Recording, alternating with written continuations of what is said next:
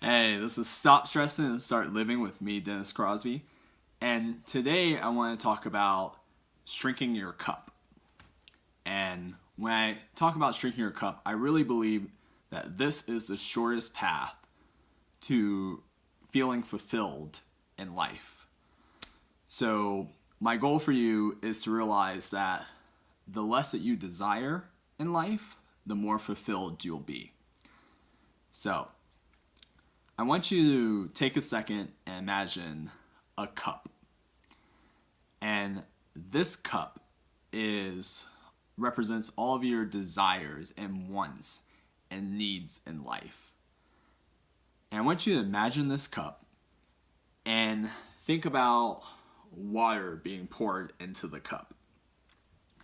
And this water represents the universe, God, whatever you want to call it, giving you those desires, those needs. Or it can also represent you going out and getting them for yourself versus letting them flow to you, whichever. But there's the cup. And the bigger your cup is, the more of that you need. So, first, before we talk about the idea of the size of your cup, I want to talk about what happens when you have a full cup, because it's all moot if there's no benefit of your cup being full. So obviously the easy things are all your desires are fulfilled. All the things that you want, need, are trying to obtain in life are there when your cup is full, when your cup is overflowing.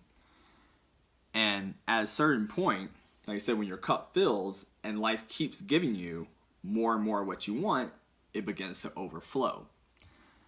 And when you reach that point of overflowing, that's what is typically referred to, in my opinion, as abundance.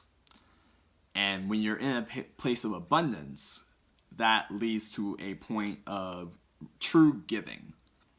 Like, it's really hard to give with an empty cup, because while you're giving, you're realizing that you don't have the things that you really need. So you may still give, but it's not true giving, that place of really coming from the heart, at least not in my experiences. But when you reach that point of overflowing, when you feel you have more than enough, that's when you tend to really switch over to true giving, which, if you think to Maslow's hierarchy of needs, that's that point of self-actualization, where you see a lot of people who the super rich and things like that, a lot of times they'll change to more altruistic causes and giving and all that. That's that overflowing, that true abundance of having more than you need and realizing that your only option is to then give it away. So that's what comes with a full cup. Now, I want you to take a second and imagine two cups. Let's look at these, for example. So this is my teacup. This is a random candle that was sitting in front of me. So different size cups. Now, imagine how much it takes to fill up this cup versus this cup. I mean, obviously it's going to take more to fill this up than it will this. And what I've found is the smaller that you make your cup, the less or the faster you reach that feeling of abundance, of overflowing, of having more than you need. And they talk about this a lot in Buddhism and Taoism, and probably Hinduism. But is about simplicity. And the beauty of simplicity and reducing your desires and having as many desires as you can and nothing more, is that the smaller this cup gets, the less you need to fill it and reach that point of overflowing.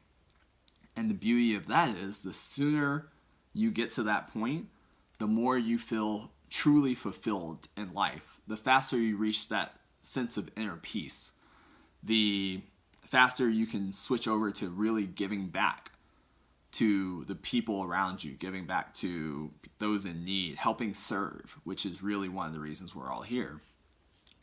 So the question really comes down to is, which cup would you rather have?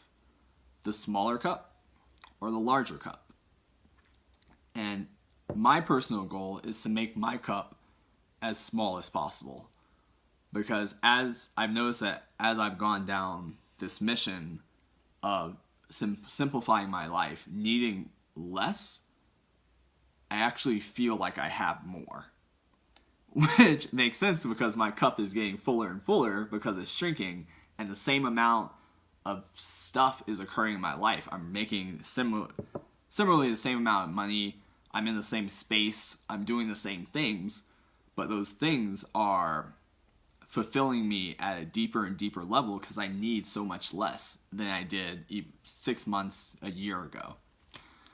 So what I want to leave with you today is simply for you to decide, which kind of cup do you want? What cup makes the most sense for you? You see a lot of people who aim to have the biggest cup possible. They want and need and desire so much stuff that even though life starts giving it to them, it takes so much of it to get to that point, which is why you tend to see people reach that altruistic stages at a much later stage in life, because they just need so much stuff. And it's crazy because when you build your sense on a larger cup, the second that flow turns off, then you go back to being empty again and you start needing that stuff more. But when your cup is smaller, you need less. If the flow diminishes or slows down or anything, you can still have that sense of fulfillment. And when the flow turns back on and it turns to a fire hose, you just have so much more to give to others. And I really think that's a powerful thing. So that's all I have for you today. I really would like you to think about what size cup you want and what makes most sense to you. And just be conscious about it. Whatever you decide, there is no wrong answer. It's just what I feel this is the fastest way, but it's not the only way. So just decide for yourself and just be intentional and understand the choice that you're making. So that's all I have for you today. I appreciate you spending your time with me. I know time is our most valuable resource. So the fact that you're spending with me right now is truly a blessing. I'll talk to you next time.